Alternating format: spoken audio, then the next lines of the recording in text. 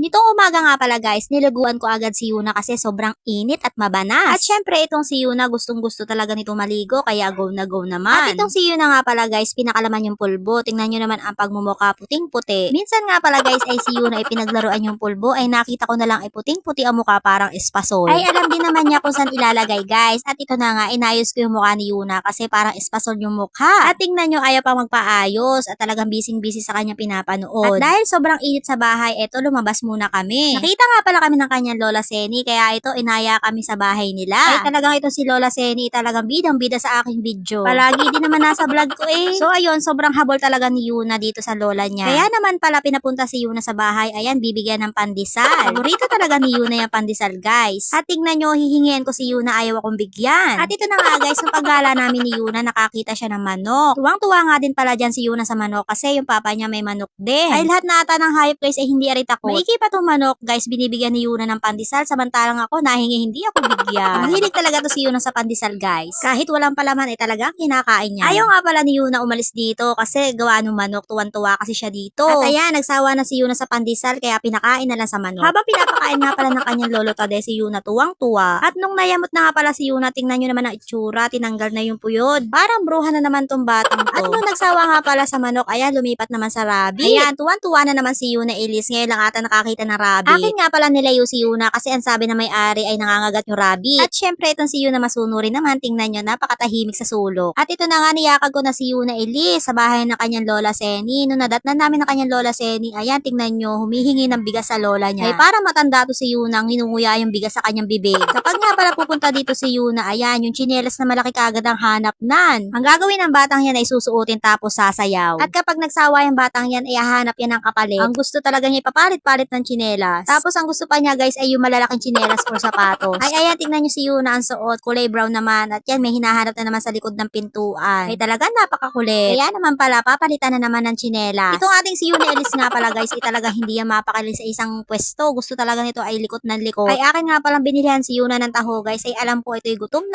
na sa sobrang kalikutan.